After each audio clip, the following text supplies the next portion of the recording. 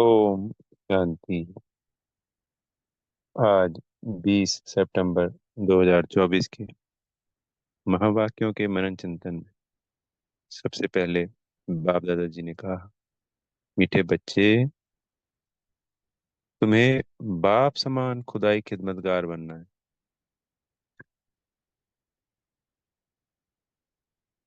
बाबा सिर्फ संगम युग पर आते हैं और तुम बच्चों की खिदमत करो।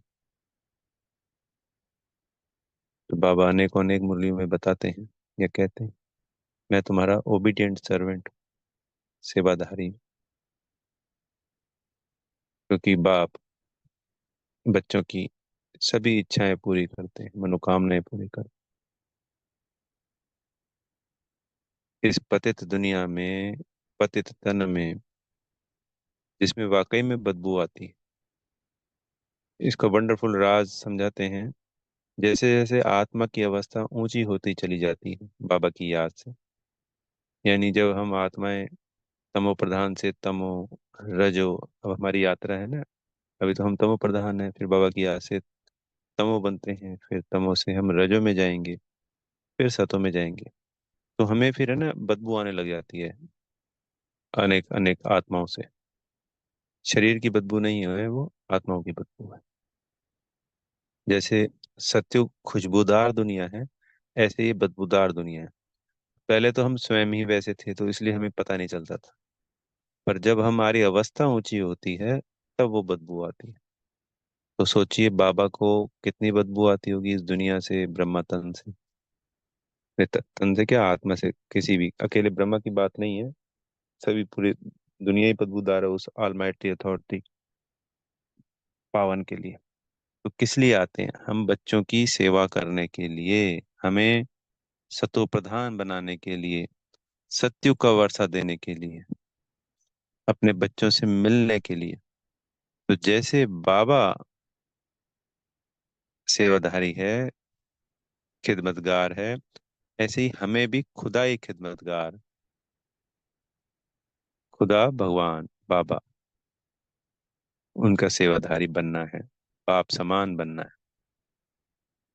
तो विश्व के कल्याण की खातिर आए, हमें भी विश्व के कल्याण की खातिर बिल्कुल बाबा समान ही बनना है।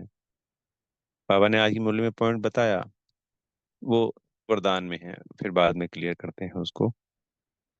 पुरुषोत्तम संगम युग सबसे सुहावना और कल्याणकारी युग आज के प्रश्न उत्तर में था, और बहुत सुंदर है। ये जो पुरुषोत्तम संगम युग है, संगम युग तो और भी होते हैं, सतयुग, त्रेता का, त्रेता द्वापर का, पर उनको किसी को पुरुषोत्तम नहीं कहेंगे। आत्मा को उत्तम बनाने का युग, पुरुष यानी आत्मा उत्तम। तो जब हम सतो प्रधान बन रहे हैं, तो कनिष्ठ से या नीच से ऊंच बन रहे हैं, कनिष्ठ से उत्तम बन रहे हैं। तो पुरुषोत्तम संगम युग हो गया ना, सबसे सुहावना युग। सबसे पहली मुख्य बात, आत्मा और परमात्मा का मिलन सिर्फ इसी युग में होता है। सबसे मेन मुख्य बात, हम वैशाल्य से ट्रांसफर हो रहे हैं शिवालय में, तो ये उसके बीच का ब्रिज है। यह एक ऐसी नाव है, जहाज है, जिसके ऊपर हम चढ़ते हैं।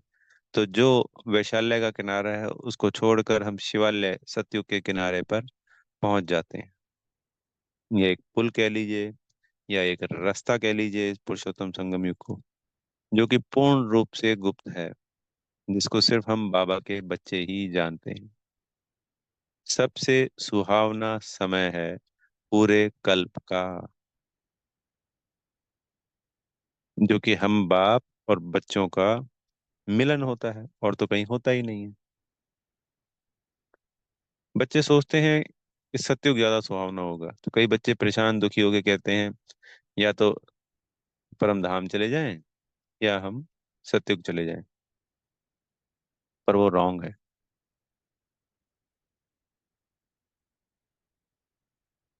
भले कि जाना राइट है, हमें करना है, आज चले जाएं, आज ही छूट जाए शरीर, ये चीज रॉन्ग है। वो थोड़ा समझेंगे।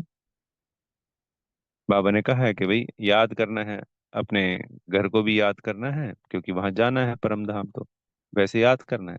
पर ये नहीं कि परेशान और दुखी होके कह रहे हैं बाबा शरीर छोड़ना है, अब तो जाना है, कब जाएंगे। तो बाबा को याद नहीं कर रहे हैं, आज भी वैसे के वैसे ही हैं जैसे भक्ति में हुआ करते हैं। ये तो अगर हम दुखी हैं तो इसके पीछे के कारणों को जानना है और बाबा को याद करना है, जितना याद हो सके करते जाना है। बहुत तीव्रता से हमारे विकर्म विनाश होंगे, जिससे हम सब दुखों से मुक्त हो जाएंगे और इस पुरुषोत्तम संगम युग से बाबा के संग मिलन मनाएंगे। जिस अतीन्द्रिय सुख का गायन है उसकी प्राप्ति होगी ही होगी। पर एक यात्रा तो चलानी है, उस यात्रा पे चलना तो है ना, उन रास्तों पे जो रास्ते बाबा हमें दिखा रहे हैं, बता रहे हैं।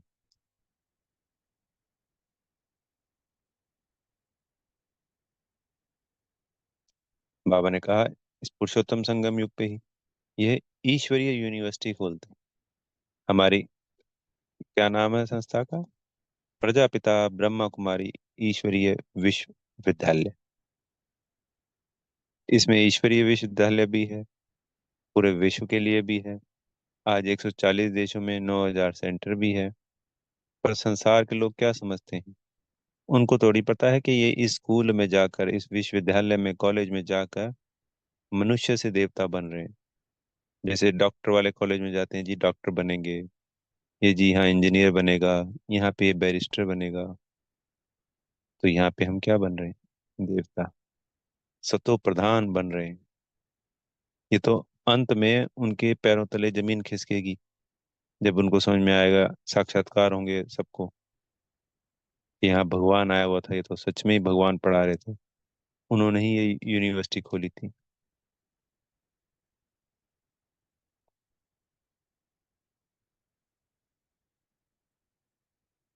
तो ऐसी यूनिवर्सिटी कभी ना सुनी, ना देखी, ना शास्त्रों में गायन है।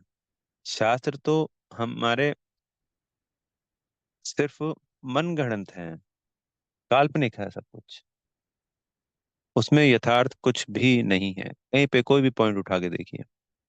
आटे में नमक मिसल जरूर है, पर वो उतना होगा तभी बाबा उसको आके क्लियर कर रहे हैं ना। अगर मान लो सारे ही बिल्कुल ही झूठ फरेब होता या कुछ, मेरी नॉलेज ही ऐसी नहीं होती, तो फिर उसको राइट क्या करते बाबा? वो रॉन्ग है, उसको राइट किया जा रहा है। जैसे भाई राम सीता जी भी है, राधा कृष्ण भी है, पर राधा कृष्ण को कहाँ द्वापर में ले गए, उनको अलग अलग अवतार दिखा दिए, लक्ष्मी नारायण को ऊपर दिखा दिया। तो इस तरीके से अब उसमें राइट करना है। गीता का भगवान शिव बाबा हैं, उसमें श्री कृष्ण को दिखा दिया, तो इन सबको राइट करना है। सर्वशास्त्र शिरोमणि गीता गाई हुई है। जितने भी धर्म शास्त्र हैं, चाहे वो सनातन धर्म के हैं जिसको हिंदू धर्म कहते हैं, और चाहे दूसरे धर्म, उन सब की माँ हमारी जननी भी ये गीता है। क्योंकि इस गीता ज्ञान से ही तो हमारा नया जन्म होता है ना। बाबा ने आज इसमें गीता ज्ञान की भी बात कही।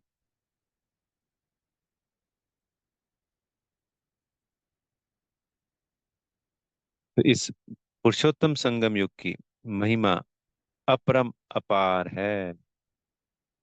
हमें जब भी पुरुषोत्तम संगम युग को याद करना है तो पुरुषोत्तम शब्द जरूर लगाना है। बाबा ने एक मुरली में कहा था, पूरे नाम के साथ। परम धाम जैसे बाबा को याद करना होता है, आत्मा समझ परमात्मा को, बाबा ने कहा है ऐसे ही परम धाम जाना है चूंकि अपने घर, तो उस घर को भी याद करना है, परम धाम को भी याद करना है। इन शब्दों का प्रयोग करना होता है अपने आप को जब हम विजुलाइज कर रहे होते हैं बाबा के समक्ष परम धाम में। ऐसे ही सत्युग को भी बार बार याद करना है, विजुलाइज करना है।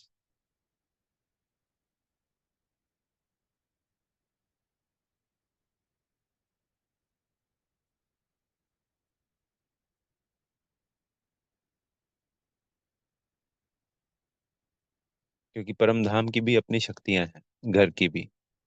वो शक्तियां भी हम जब परम धाम को याद करेंगे तो बाबा से भी शक्तियां मिलेंगी, और उस ब्रह्म तत्व से भी हमें शक्तियां प्राप्त होंगी। वो हमारा छठा तत्व है, जो कि सत्युग, त्रेता और द्वापर में हमारा को वहां से शक्तियां मिलती रहती हैं।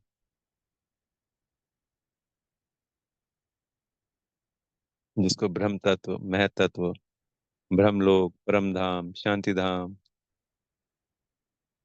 और उस तत्व को कहते हैं ईथर तत्व।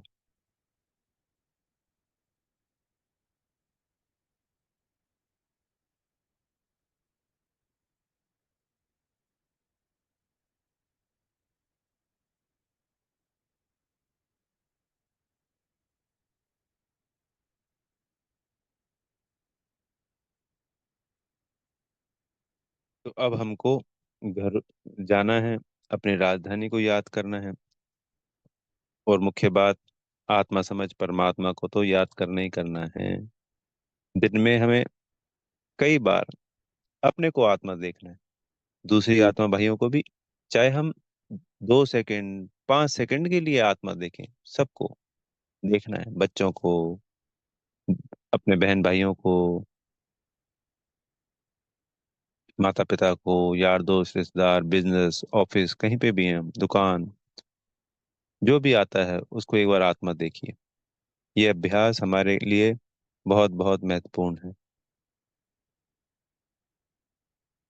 सुदर्शन चक्र घुमाना है, 84 जन्मों की यात्रा को याद करना है। फिर बाबा ने आज कहा कि हर फिल्म का, हर ड्रामा का क्रिएटर, डायरेक्टर, प्रोड्यूसर होते हैं। तो हमारे इस ड्रामा का क्रिएटर, डायरेक्टर, प्रोड्यूसर और मुख्य एक्टर, क्योंकि बाबा एक्ट भी निभाते हैं। अब हमें लगता है कि एक्ट कैसे निभाते हैं, कई कई बच्चों को ऐसा लगता है, सभी को नहीं। जब बाबा ब्रह्मा तन में आए तो वो परमात्मा उस तन में आके एक्ट करती है। और कल की मुरली में था ना कि भाई किसी को टचिंग देनी होती है या कोई सेवा करनी होती है, कोई ऐसा बच्चा होता है, तो मैं उसके तन में आके उसी वक्त सेवा करके चला जाता हूँ। तो सत्युग, त्रेता, द्वापर, कलयुग में ऐसा नहीं होता है, खाली संगम, इस पुरुषोत्तम संगम युग पर ऐसा होता है। तो बाबा इस 100 साल में सारी कंट्रोलिंग अपने हाथ में लेते हैं। ये इस वक्त ड्रामा उन्हीं की कंट्रोलिंग के हिसाब से एक्यूरेट चल रहा है। अगर बाबा नहीं आए, ये मेरा अपना पर्सनल मानना है, तो हम इस तमो प्रधानता में, या आत्मा, ये जो विनाश की बात चल रही है, ये विनाश तो पहले ही हो चुका होता, अनेकों बार पहले ही।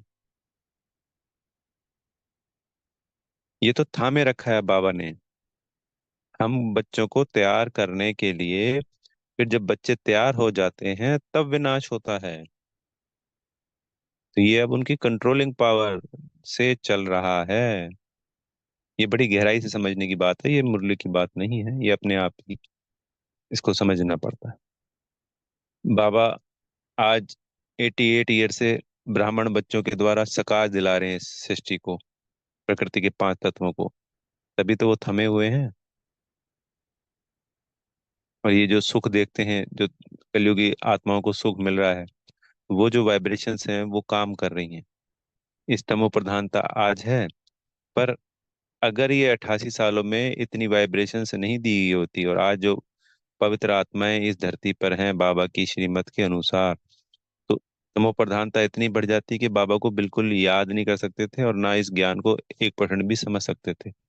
बुद्धि काम ही नहीं करती। तो ये जो हमारे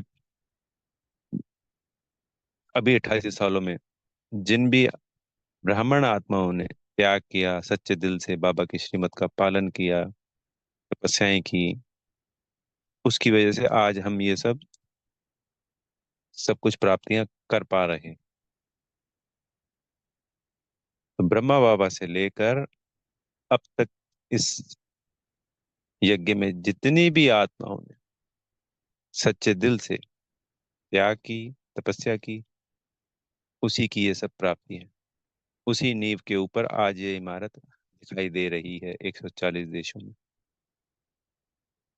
फिर बाबा ने आज वरदान में कहा कि बाप के संस्कारों को अपने ओरिजिनल संस्कार बनाने वाले, शुभ भावना और शुभ कामनाधारी भव। तो बाबा ने कहा कि अभी तक कई बच्चे ना फीलिंग में, किनारा करने की यानी दूसरे से किनारा करने की, परचिंतन करने, सुनने के भिन्न भिन्न संस्कार है, व्यर्थ की बातें सुनने, जिसको कह देते हैं कि क्या करें, ये तो मेरे संस्कार हैं। तो बाबा कहते हैं कि ये मेरा शब्द, ये जो जो भी मान लो देवता नहीं करते थे, वो हमें भी नहीं करना है। तो हमें परखना है कि कौन से रावण के संस्कार होते हैं। तो ये मेरा शब्द पुरुषार्थ में ढीला करता है, क्योंकि आपने उस रावण के संस्कारों को अपना बना दिया। सिर्फ जो शिव बाबा के संस्कार हैं वही, जब हम परम आत्मा की बच्ची संतान हैं, तो जब परम धाम में होंगे तो उस वक्त उन्हीं के तो ओरिजिनल संस्कार होंगे ना। जो पिता के हैं वही बच्चों के होंगे। तो जो शिव बाबा के संस्कार हैं वो मेरे संस्कार हैं। हम क्या कह रहे हैं, ये जो रावण वाले संस्कार हैं ये मेरे संस्कार हैं। तो पुरुषार्थ में ढीलापन आ गया ना। तो जब ये संकल्प आते हैं तो ये रावण के हैं, ये मेरे नहीं हैं, ऐसे हमें संकल्प देना है मन बुद्धि। ये तो रावण के संस्कार है, ये मेरे हैं ही नहीं, मेरे तो आदि अनादि संस्कार है। मेरे तो बाबा वाले संस्कार है मुझे आत्मा के, तो क्योंकि हम क्या हैं, आत्मा। ये जो संस्कार है ये शरीर के हैं। शरीर किसका है, इस वक्त हमने किसको मानना है, जो शरीर का भान माना, वो हो गया रावण की दुनिया का भान, पांच तत्वों का भान। हमारा नहीं है, हम सिर्फ आत्मा ही हैं, ओरिजिनल स्वरूप हमारा एक ही है।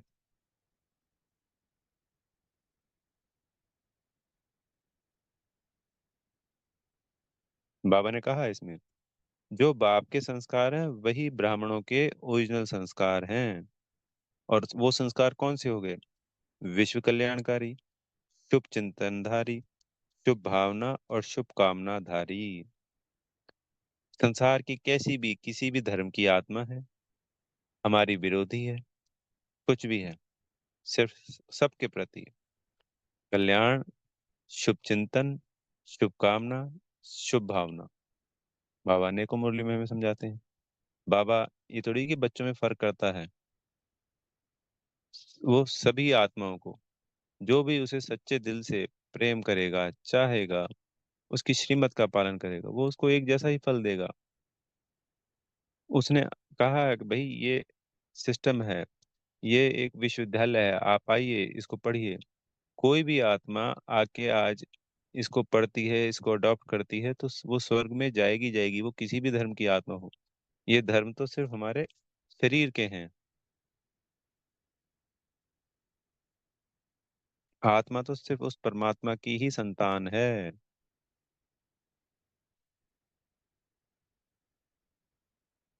तो हमें अब कोई भी परख कर, जो रावण के संस्कार हैं, तो मन बुद्धि को कहना ये मेरे नहीं है, ये रावण के संस्कार हैं, ये रावण के संस्कार हैं। मेरे ओरिजिनल संस्कार तो मेरे बाबा समान है, जो बाबा के संस्कार वो मेरे संस्कार। तो इस पे पूरा टेंशन देना है। अच्छा। ओम शांति। बेहद का धन्यवाद मेरे प्यारे मीठे बाप दादा जी का। आप सब आत्मा को, भाइयों को बेहद की शुभकामनाएं। ओम शांति।